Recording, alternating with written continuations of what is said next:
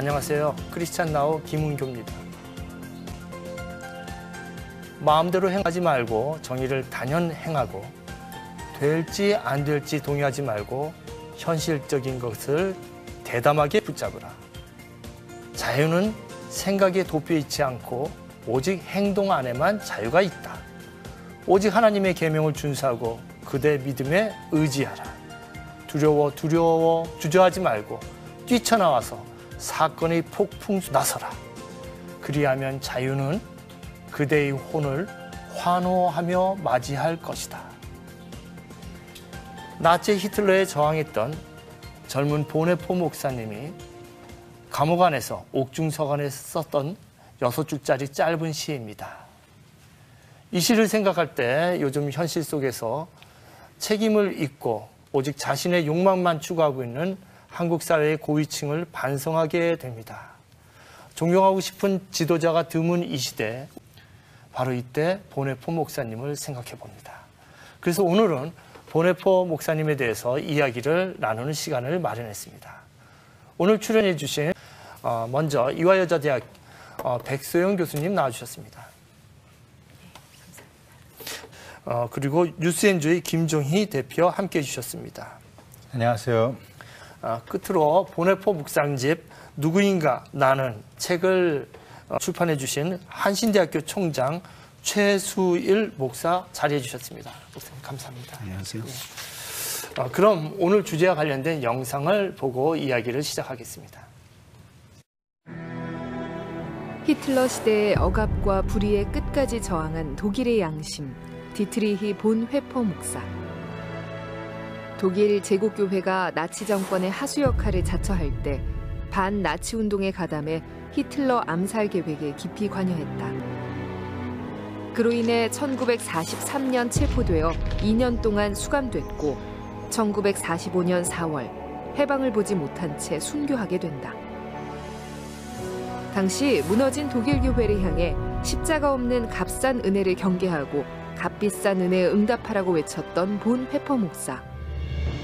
그가 2014년 십자가의 은혜를 입술로만 외치는 한국 교회에 던지는 화두는 무엇일까? 디트리히 본 회퍼 목사의 삶과 투쟁을 통해 이 시대의 참된 신앙인의 모습을 조명해 본다.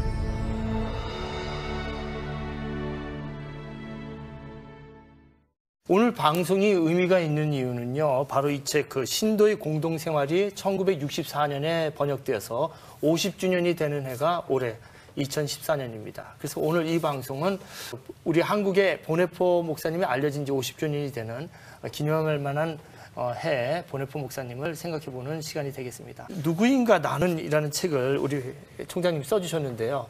보네포 목사님, 이분은 어떻게 생각해야 될지 간단하게 말씀해 주시면 감사하겠습니다. 네.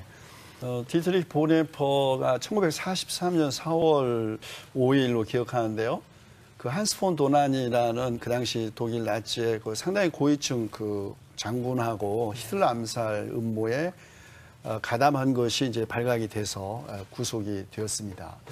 그 2년여 동안 이제 감옥 생활하면서 쓴 편지들이 이제 옥중서관으로 묶였고요. 히틀러 암살 음모에 이제 보네퍼가 그 참여한 이유가 있습니다. 잘 알려진 이야기지만 보네퍼가 이런 이야기를 했죠. 한 정신 이상자가 차를 몰고 가면서 많은 사람들을 해치고 있는데 교회는 그동안 그 차가 해치고 지나간 사람, 부상당한 사람들을 치유하는 일에만 관심을 기울여 왔는데 더 중요한 일은 그 미친 운전사를 그 차에서 끌어내는 것이다 라고 말함으로써 간접적으로 그 독일을 그 전쟁 국면으로 명백하게 전쟁으로 가고 있는 이 그 독일 지도부인 특별히 그 히틀러를 제거하는 것이 그 가장 그리스도인의 과제라고 생각하는 걸 간접적으로 표현했고 또 그런 단순히 생각에 머물지 않고 이제 히틀러 암살 음모에 가담을 했죠. 그것이 전후에 또 논란을 일으키기도 했습니다. 어떻게 기독교인이고 목사가 히틀러 물론 나쁜 사람이지만 그 사람을 제거하고 암살하려고 했느냐. 뭐 살인은 명백하게 그리스도교에서 금하는 죄인데 그래서 사실은 그 기독교인에게 과연 살인이 허락될 수 있느냐에 대한 신학적 논란부터 보네포의 그 사형을 그 복권하는 것도 굉장히 늦어진 적이 있었죠. 그때 이제 보네포가 자기는 한 사람을 살해함으로써 그 하나님께서 그 살인에 대한 책임을 나에게 묻는다면 나는 그 책임을 감당할 준비가 되어 있다라고 이제 말을 했습니다.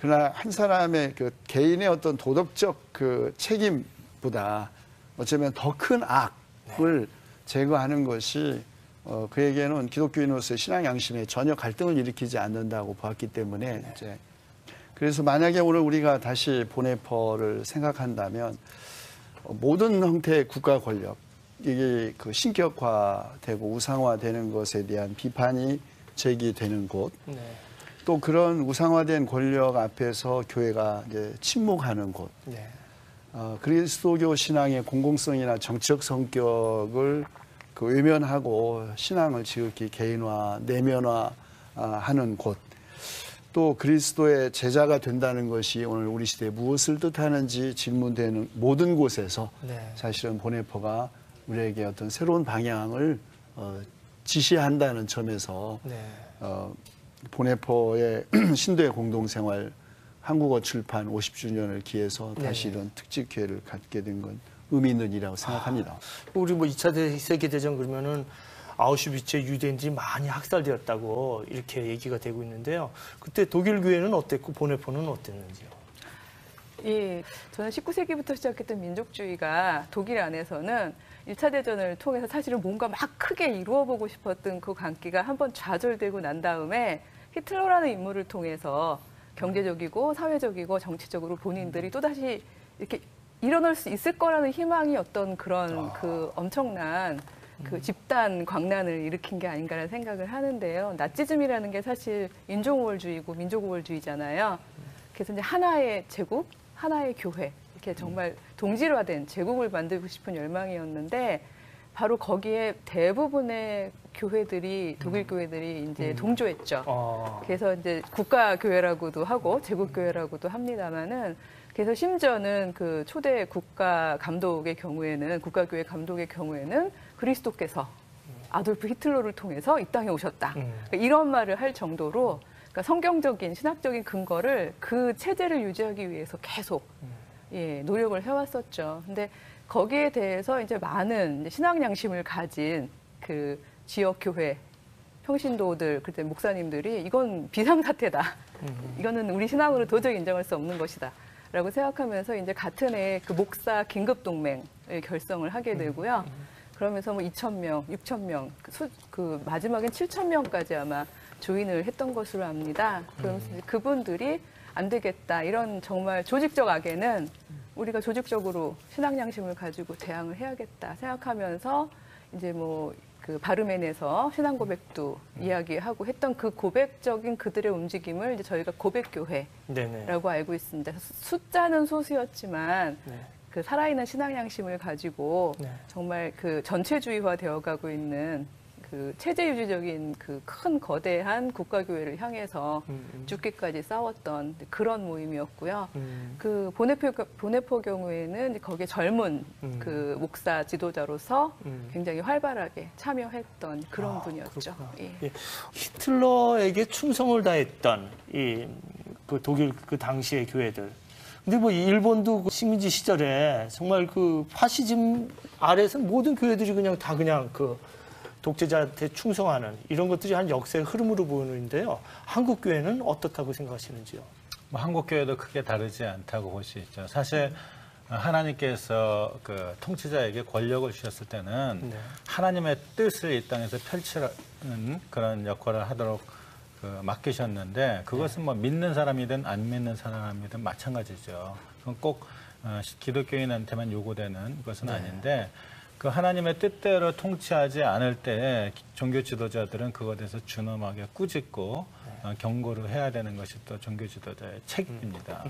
그런 점에서 이제 한국 교회를 보면은 예를 들어서 뭐 지금은 이제 거의 반토막이 났지만 그 교회 연합 기구라고 할 수 있는 한기총 같은 데는 종교 지도자에 대해서 늘 꾸짖기보다는 그것을 추종하고 맹종하는 모습을 보여왔었고 특히 또 국가조찬기도를 통해서 이제 권력자들에게 역시 그런 예언자적인 메시지를 전하기보다는 거기에 아부하는 그 교회 지도자들의 모습을 보여줘 왔었고 또 최근에 그 세월호 참사 때 대통령이 그 종교 지도자들을 그 청와대에 초청하지 않았습니까? 그래서 그 자리에서 종교 지도자들이 어떤 정부의 무능이라든지 무책임에 대해서 질타하는 얘기는 전혀 들을 수가 없었어요. 권력에 아부하고 권력의 입맛에 맞는 이야기만 해왔었고 그것은 이제 그 독일에서 히틀러에 대한 독일 교회들의 모습과 똑같죠. 그 당시에 보네퍼 목사님이 이런 표현을 했어요. 악에 맞서지 않는 것은 악에 동의하는 것이고 또 악의 일을 같이 하는 것이다.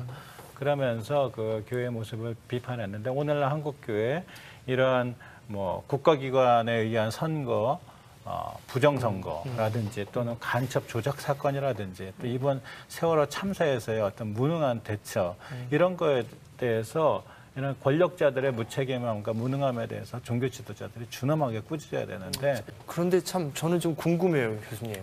어떻게 거대하고 무서운 그 정말 그 독재 무서운 그 나치에 어떤 신앙으로 그 신앙의 힘으로 이겨냈을 텐데 보네포의 신앙 어떻게 봐야 될지요? 소위 이른바 이제 지하신학교라고 알려진 곳에서 공동체적인 생활을 하면서 그 썼던 나를 따르라라는 작품 속에서 하나님의 은혜를 이제 값싼 은혜와 값비싼 은혜로 이렇게 분리해서 설명한 부분이 있습니다. 소위 값싼 은혜, 회개 없이도 죄를 용서하는 설교, 공동체 훈련 없이 베푸는 세례, 죄의 고백 없이 참여하는 성만찬, 인격적인 참여 없는 면죄의 확인, 이런 것들을 이제 소위 값싼 은혜라고 하고, 그리고 값비싼 은혜, 그리스도의 은혜가 값비싼 이유는 하나님께서 그의 외아들 예수 그리스도를 십자가의 죽음에 몰아넣으셨기 때문에 사실 그리스도교의 은혜가 값비싼 것인데 중산층의 종교적인 교양으로 전락한 그런 어떤 당시 그 독일의 그 기독교가 그런 은혜를 값싸게 이렇게 바겐세일하고 있다. 근데 진정한 은혜는 어떤 자신의 어떤 그 신앙인의 그 삶의 참여와 심지어는 헌신과 목숨까지도 바칠 수 있는 그런 은혜가 신앙인데 아마 어쩌면 그렇게 그 자신의 신앙을 값비싼 은혜로 생각했던 그 생각이 아마 포괄적인 독재 정권에 저항을 할 수 있었던 그 믿음의 힘이고 그런 그 신앙의 배경이 있다고 생각합니다. 사실 보네포가 특별히 남달랐다기보다는 오히려 저는 성서 중심 신앙을 제대로 지켰고 그거대로 살았던 것 같아요. 그래서 성서를 관통하고 있는 그 사회적인 영성을 읽어냈다고 생각이 듭니다. 그 처음부터 쭉 그 성경이 유대 기독교적인 공동체를 통해서 울고 있었던 하나님께서 늘 약자들의 고통에 함께 하셨던 그 하나님에 대한 신앙, 그리고 결코 어떤 기득권층에 의해서 누군가가 특별히 배제당하는 것을 하나님이 가슴 아파하셨던 그런 부분들을 읽어냈었기 때문에 유대인들을 그 조직적으로 배제하려는 그런 공동체적인 운동을 보면서 어떻게 배제하고 교회가 찬송을 부를 수가 있느냐. 라는 주장을 이제 하기에 이른 거고요. 그래서 그 신자의 공동생활이나 아니면 나를 따르라 같은 그런 초기 저작들은 저는 신학자로서 윤리학자로서 보네포가 자기가 발을 디디고 있던 그 공간이 하나님의 그 고통하는 자와 함께했던 그 공간이었기 때문에 동조하지 않고 비록 소수였지만 기초를 지킨 그리고 원칙, 프로테스탄트 원칙을 지킨 그런 주장을 할 수 있지 않았을까 그렇게 생각을 합니다. 근데 저는 이제 말씀을 그 흐름은 알겠는데 아직도 보네포가 이해가 안 돼요. 저는 아주 유복한 집안 아들이거든요. 슈바이처나 윤동주도 그랬고 이런 사람들이 하루아침에 이렇게 변화되기 쉽지가 않은데 그 아까 총장님께서 말씀하신 그 나후에게 거기 나를 따르라에서 비범성이라는 단어가 앞부분에 나오는데 워낙 천재고 똑똑하고 그러니까 보네포한테 자꾸 비범하다 그렇게 얘기했나 봐요. 근데 자기가 생각하는 비범성은 그게 아니라 약한 사람 예수님처럼 낮은 데로 가는 게 비범한 거다. 그렇게 얘기하면서 그 비범성은 그 일상성과 은밀성과 결합돼야 된다. 늘 일상적이어야 되고 늘 나타내지 않고 은밀하게 약자들과 같이 해야 되는 거. 그것이 비범성이고 그것이 예수님이었다. 그런 고백이 좀 그런 얘기가 나오기까지 그 과정이 삶에 정말로 많은 체험이 쌓이지 않았나 이런 생각이 좀 들어봅니다. 근데 총장님 아무래도 그 보네포 그러면은 많은 사람들이 옥중서관으로 기억을 하는 것 같아요. 그래서 거기에 이제 핵심이 있다고 얘기하는 분들도 많은데 그 두꺼운 옥중서관 우리 어떻게 생각해야 될지요? 옥중서관에서 제기된 몇 가지 그 중요한 신학적 논란거리는 그가 그동안 이제 대부분의 이제 독일의 자유주의 신학적 배경에서 성장했던 보네포가 소위 교양화된 중산층의 교양으로 그 전락한 기독교. 그래서 하나님을 그 인간의 욕망을 이렇게 투영하고 그것을 실현하기 위해서 어떤 작업 가설로 혹은 뭐 옛날 도깨비 방맹이처럼 생각하는 그런 잘못된 그 신관에 대한 이제 비판이 있었고요. 그리고 이제 교회를 이제 타자를 위한 교회 혹은 그리스도인을 타자를 위한 존재로 이제 규명함으로써 오직 자기 자신의 내부적인 그 일에만 그 관심을 갖거나 그것과만 관계를 맺는 교회로 하여금 그 타자를 향하여 자신을 개방하고 타자를 향하게 하게 한 어떤 이제 새로운 교회론도 이 옥중서신이 우리에게 제공한 중요한 신학적인 상상력이 아닌가 생각합니다. 또 하나는 구원을 이제 그 피안의 세계에서 찾아왔던 그 종교로서의 기독교에 대해서 구원은 사실은 죽음 저편이 아니라 죽음 이편, 지금 우리가 살고 있는 삶의 한 복판에서부터 그리고 하나님은 인간의 삶의 한계선상에서부터 찾아지는 것이 아니고 삶의 한 복판에서 체험되는 분이시다. 그런 의미에서 기독교는 그 수많은 종교의 어떤 구원 신화와 구별되어야 한다라는 거고요.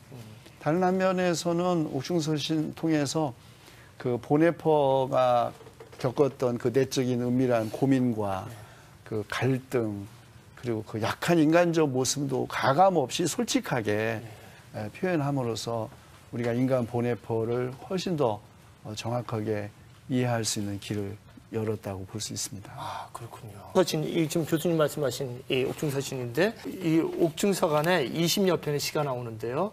그 중에서 한 편을 좀 길지만 짧게 요약을 해서 낭송에 올리겠습니다.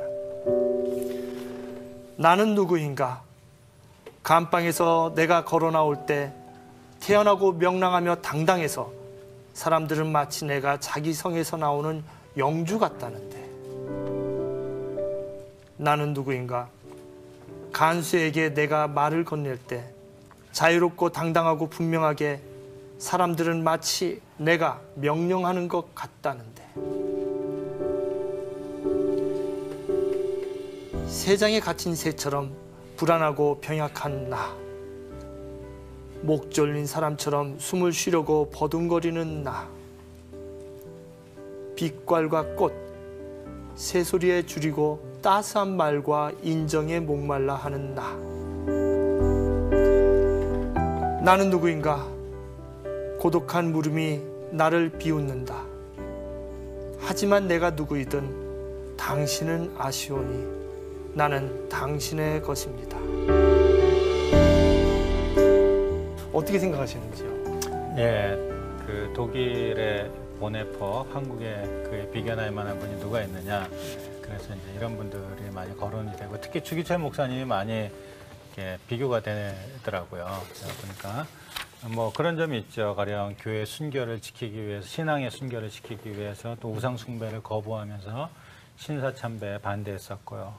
그러다가 감옥에 갇혀서 오랜 세월 고생을 하셨고 마지막에 이제 순교까지 하게 되지 않았습니까? 그런 점에서 이제 같은 모습을 보이고 있다고 할 수 있고, 그거에 대해서 우리 기독교인들이 굉장히 존경을 하고 네.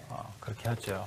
그런데 저는 이 부분에 좀 우리가 조심해야 될 함정이 있다고 생각해요. 뭐냐면은 우리는 그런 분들을 이렇게 좀 영웅으로 만들고 또 좀 더 나아가서는 마치 우상처럼 이렇게 설정해 놓고 우리가 거기다 무한한 존경을 보내거든요. 근데 존경만 해요. 그분들의 그 정신이나 뜻을 우리가 실천하고 따르지는 않는 거죠. 마치 우리가 예수님을 믿기는 하지만 예수님의 삶을 따르지 않는 것과 똑같은 것이죠. 아마 그런 것을 보네포 목사님도 아마 값싼 은혜로 표현했을 겁니다. 또 하나 저의 불편함은 과연 자꾸 이제 이 시대의 보네포는 누구냐? 이제 그러한 질문들 속에서 우리는 너무 큰 영웅을 생각하는 것 같아요. 주기철 목사님이나 보네포 목사님이나 또는 예수님처럼 우리가 큰 영웅을 세워놓고 그분들한테 한편으로는 존경을 보내지만 그 존경의 또 다른 이면에는 우리가 해야 될 책임을 그분들에 다 떠넘기는 거죠. 그래서 저는 이 시대에 우리에게 필요한 것은 큰 영웅보다는 우리 모두가 각자가 그런 그분들의 큰 뜻을 우리의 마음에 품고 작은 실천들을 해야 된다고 생각해요. 그런 작은 실천들이 모여서 큰 뜻이 하나님의 큰 뜻이 이 땅에서 이루어지는 것인데 그 부분을 소홀히 하지 않아야 된다. 그것이 보네포 목사님 말씀하신 값비싼 은혜가 아닐까 그런 생각을 합니다. 귀중한 이야기를 해주신 게요. 네. 그 작은 영웅, 내가 나 한 사람 한 사람이 작은 영웅으로 살아내야 한다는 그 이야기를 보네포의 말로는 이렇게 얘기했어요. 그리스도인은 그리스도처럼 이 지상에서의 삶을 마지막까지 다 맛보지 않으면 안 됩니다. 그리스도는 인간을 그 삶의 한 복판에서 붙드십니다. 이런 말이 있는데요. 한 사람 한 사람이 저희가 결국은 절대선은 인간이 붙잡을 수 있는 게 아닌 것 같습니다. 아까 최 총장님께서도 말씀해 주셨지만 보다 큰 악을 막기 위해서 히틀러 암살이라는 살인의 부분. 왜냐하면 기독교 저희 성서 안에서는 살인은 명백하게 죄라고 일종의 절대 명령으로 되어져 있는 거잖아요. 인간은 저희 역사 안에서 절대선을 실천하면서 살 수 없다는 거죠. 네네. 그것만을 생각하고 있다 보면은 어느 순간 저희는 관념적인 크리스찬이 될 수밖에 없다는 생각이 듭니다. 그래서 그의 교수 자격 논문 제목도 그랬지만요. 행동과 존재. 저희 존재 안에서 원칙을 늘 염두에 두고 붙잡지만 그러나 내가 살아가고 있는 이 삶의 자리에서 나는 내 이웃의 생명을 지켜내고 그리고 보다 많은 사람의 생명을 지켜내기 위해서 나는 어떤 차선의 행동을 할 것인가 하는 부분을 끊임없이 기도하면서 고민을 해야 된다는 생각이 들어요. 그래서 매 순간 윤리적 결단을 하는 삶, 그게 작은 영웅들의 저희들의 삶의 자리가 아닐까 그런 생각을 해봅니다. 작은 영웅들의 이야기. 근데 우리가 지금 이렇게 보네포를 읽는 거는 정말 이제 의미를 우리 삶에 끌어들이려고 하는 것인데 지금 우리 총장님 모시고 우리가 지금 대학원 수업 공부하는 게 아니고요. 그렇죠? 그래서 우리가 정말로 이 보네포를 통해서 우리의 나라의 문제 이런 걸 좀 보려고 하는데 4월달, 우리나라 이 4월달 생각하면 4.19가 있었고 또 예수님의 부활절이 있고 또 게다가 이번에 4월 16일 날 아주 또 많은 그 어린 학생들이 희생당한 이런 사건이 있었습니다. 교수님, 얼마 전에 대통령이 적폐가 쌓였다고, 폐단이 쌓여가지고 결국은 이렇게 일이 터졌다고 그러는데 적선이 쌓여야 되는데요. 선이 쌓여야 되는데 그렇지 못한 사회. 이렇게 보면서 그 어린 아이들의 그들의 희생 어떻게 봐야 될지 마음이 너무 아픕니다. 어떻게 봐야 할지요, 교수님? 네. 이번 세월호 사고 때 자신을 희생시켜가면서까지 많은 사람들을 구출한 사람들이 많이 있죠. 특별히 승무원으로서 선원들은 맨 마지막이라고 그래 학생들을 다 구하고 난 나중에 나가겠다고 자기 구명조끼를 학생들에게 주고 삶을 마친 이제 박지영 씨라든지 또 자기 아내하고 마지막 통화를 하고 아이들을 구하러 간다고 말을 남기고 떠난 양대웅 사무장 또 단원고 교사들 그동안 우리 한국 사회가 만들어 온 그 총체적인 그 모순, 뭐 부정부패, 뭐 관료주의, 하여튼 모든 이 우리가 함께 만든 이 세상의 죄악이 그냥 그 총체적으로 집약된 네. 함께 그래서 침몰한 그런 상징적 사건이 아닌가. 그런데 이런 분들 때문에 세월호가 침몰했지만 아직 우리 대한민국 호가 아직은 그래도 침몰하지 않은 정말 수많은 작은 보네퍼들이 있었고요. 예, 예. 이번 세월호 사건에서도 수많은 우리 한국의 양심들이 함께 같이 있었다고 생각합니다. 우리 곁에 수많은 보네퍼, 수많은 예수님이 있지 않나 이런 생각이 듭니다. 예수님도 그러셨던 것 같아요. 그 예루살렘에 죽을 줄 알면서 들어갔던 것이죠. 본인이 죽을 줄 빤히 알면서 들어가시고 또 부활하시고 또한 가장 천한 갈릴레아로 가신 예수님을 생각할 때 정말 보네퍼의 삶은 예수님의 그 몰락하는 삶의 의미가 있지 않나 이런 생각을 좀 해보면서도 교수님 저는 마음 아픈 게 있어요. 이번에 이 사건이 터지고 나서 전화도 받고 또 페이스북에서 메시지 받은 게 몇 가지가 있는데 공통된 의견이 뭐냐면 하나님이 어디 계시냐, 여기서 하나님은 뭐 했냐, 이런 막 통탄하면서 울면서 전하는 분도 계셨고요. 그런 아픔을 공감했는데 뭐 보네퍼 때도 아우슈비츠 때 죽으러 갈 때 그 아이 손잡고 갈 때 그때 하나님은 어디 계셨냐 이런 질문을 우리가 할 수 있지 않겠습니까? 어떻게 우리가 생각을 해야 하는지요? 유대인들을 이렇게 그 교수형으로 처형을 하는데 한 유대인이 아니 내가 왜 죽어야 하느냐, 나는 아무것도 한 일이 없는데. 네. 그러니까 그 옆에 있던 한 분이 바로 우리가 아무것도 하지 않았기 때문에 죽어야 한다고. 왜 그 나치 정권에 저항하고 투쟁하지 않았기 때문에 죽는 거다라는 말을 했고요. 그 어린아이가, 죄 없는 어린아이가 이제 그 교수형에서 죽어갈 때 하나님은 어디 계시냐라는 질문, 그건 정말 가장 오래된 질문이고 가장 답변하기 어려운 질문 가운데 하나일 것입니다. 뭐 욥기부터 뭐 수많은 그런 질문들, 뭐 도스토옙스키는 이제 작품 속에서도 그런 얘기도 하고 그랬지만 보네퍼라면 네. 아마도 그 질문에 대해서 하나님은 그 교수형에서 처형당하는 어린이와 함께 같이 돌아가셨을 것이다라고 말했을 것입니다. 왜냐하면 아까 옥중서 시인이나 그 나를 따라에서도 일부 단편적으로 보이긴 했지만 하나님은 인간을 어떻게 도우시는가? 그 질문에 보네퍼는 십자가의 길로 인간을 도우신다. 하나님은 인간의 능력을 벗어나는 기적이나 피안의 세계에서 구원하지 않고 인간의 삶의 한 복판, 그러니까 그런 모순으로 가득 차고 원 이유 없이 억울하게 죽어야 하는 그런 삶의 한 복판에서 고난받는 사람들과 함께 고난받으심으로써 인간을 돕고 구원한다. 그것이 저는 보네퍼의 신앙 고백이라고 생각합니다.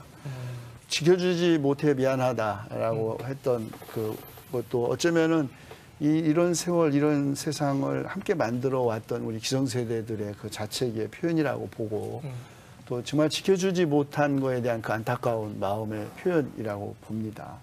아무것도 하지 않았기 때문에 만약에 이런 일이 벌어졌다면 우리가 지금도 아무것도 안 한다면 이런 일은 또 일어나지 않겠습니까? 보네퍼라면 이때 책임을 묻고 정확하게 진짜 물어야 할 사람 책임을 묻고 울어야 하는 것이 우리가 해야 할 일입니다. 그래서 이런 것이 단순한 자책과 죄책감에 머무르지 않고 정말 이제 대한민국 호가까지 침몰하지 않도록 다시 우리가 정말 새로운 그 결단과 각오를 가지고 다시는 이런 비극적인 일을 일어나는 것을 방관해서는 안 된다. 이런 경고도 저는 보네퍼가 우리에게 준다고 생각합니다. 네. 시간이 다 되었습니다. 그래서 우리가 짧게 마지막 안 하신 얘기들을 갖다 해주시면 어떨까 싶습니다. 우리 백수영 교수님. 예, 저는 그 보네퍼뿐만이 아니라 한 세대에 앞서 있었지만 바르트나 틸리까지요. 그 독일 신학자들이 유난히 존재의 깊이가 있는 그런 신학적 주장을 한 데에는 그들이 공동으로 직면했던 삶의 자리였던 독일 나치즘이라는 부분이 있다는 생각을 해봤습니다. 그렇다면 21세기 대한민국에서 우리가 싸우면서 무엇을 지켜내야 될까를 고민을 해보자면 저는 감히 자본주의가 된 바로 이 부분, 그 생명을 경시하고 생명보다 돈이 더 앞서 있는 바로 이런 엄청난 구조악을 저희가 정말 저항하고 그 각자가 자기 삶의 자리에서 정말 끝까지 투쟁해야 되는 부분이 아닌가라는 생각이 들고요. 그 세월호가 그게 세상 초월하는 이라는 그 초월의 초월자라 그러더라고요. 그래서 그 이름이 마치 아주 너무 상징적으로 한국교회를 보여주는 것 같아서요. 제가 마음이 참 씁쓸했었는데 저희들이 삶의 자리 한복판에서 책임 있게 살아내는 그런 크리스천이 되었으면 좋겠습니다. 네, 김 대표님. 이번 세월호 참사와 관련해서 대형교회 목사들이 몇 가지 이제 발언을 했는데 그중에 두 가지를 좀 소개하려고요. 하나는 어떤 그 대형교회 목사 이런 얘기를 했어요. 비록 그 선장의 지시는 잘못됐지만 그 잘못된 지시에도 불구하고 그것을 잘 따르는 이 학생들, 이 학생들의 모습을 보면 한국 사회에 희망이 있다는 거거든요. 참 끔찍한 얘기죠. 네. 예. 그런데 그 교회는 그 목사가 교회 재정을 자기 마음대로 써서 시끄러운 교회예요. 그러니까 자기가 그런 잘못을 저질러도 교인들 말 잘 듣고 순종하라 이제 이렇게밖에 해석이 안 되는 거죠. 굉장히 악한 의도를 가지고 남의 고통을 이용한다 이런 생각이 들어요. 그런데 실제로 많은 교인들은 아마 그런 잘못된 가르침과 지시에 맹목적으로 순종할 가능성이 많거든요. 그것이 곧 히틀러의 공범이 되는 것이고 악의 공범이 되는 것입니다. 그래서 깨어있고 이제 각성하는 것이 중요하고요. 두 번째로 어떤 목사는 자꾸 남탓만 하지 말고 비판에만 열중하지 말고 좀 침묵하고 기도해라. 이제 그런 얘기를 했어요. 그것도 뭐 맞는 말이긴 하죠. 하지만 제대로 침묵하고 제대로 기도하고 제대로 실천하려면 또 제대로 분노할 줄 알아야 됩니다. 예수님도 악에 대해서는 엄청나게 분노하셨거든요. 그리고 악에 의해서 희생된 사람들에 대해서는 또 무한하게 슬퍼하셨고요. 그런 제대로 된 분노와 제대로 된 슬픔이 있어야지 그에 따른 제대로 된 행동이 있을 수 있고 보네포 목사님도 그리스도인이 된다는 것은 기도하는 것 그리고 사람들 사이에 정의를 이루는 것이라고 했거든요. 그렇게 기도하는 것과 자기의 실천을 하는 것 이 두 가지가 늘 같이 가야 된다고 생각합니다. 네, 교수님 어떻게 생각하시는지? 예, 그 말씀하신 것처럼 희생이 더 컸던 것은 그 가만히 있어라라는 말을 학생들이 그대로 믿었기 때문이었죠. 가만히 있었기 때문에 그런 일이 일어난 것처럼 한국교회가 지금도 가만히 있으면 우리는 또 다른 일을 겪게 될 것입니다. 그래서 저는 이제 보네포와 세월호 그리고 지금 우리가 당면한 한국교회의 과제를 생각한다면 교회가 가만히 있어서는 안 되죠. 만약에 교회가 가만히 있으면 예수께서도 제자들이 가만히 있으면 돌들이 소리칠 거라고 어쩌면 소리치는 돌들 때문에 교회가 그 정말 돌무덤 속에 갇히게 될 위험도 저는 있다고 생각합니다. 안 해도 될 말, 해서는 안 될 말은 하면서 진짜 꼭 해야 할 말, 우리가 안 하면 돌들이 일어나 위치 그런 말 해야 합니다. 그건 예언자적인 선포겠죠. 그건 당연히 교회가 해야 할, 시대를 넘어서서 해야 할 우리 시대의 예언자적인 그런 발언 다시 하는 것이 아마 어쩌면 우리에게 주어진 과제일지도 모르겠습니다. 네.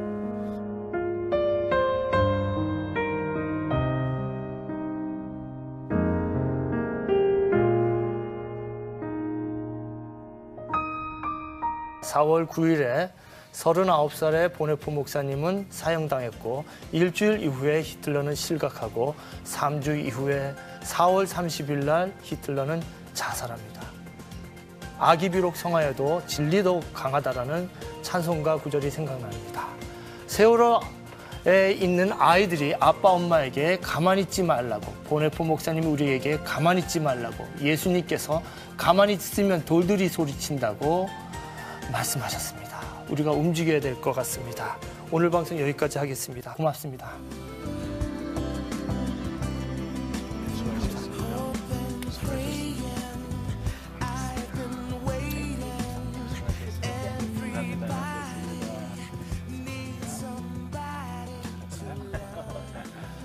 보네포에 대해서 아주 제대로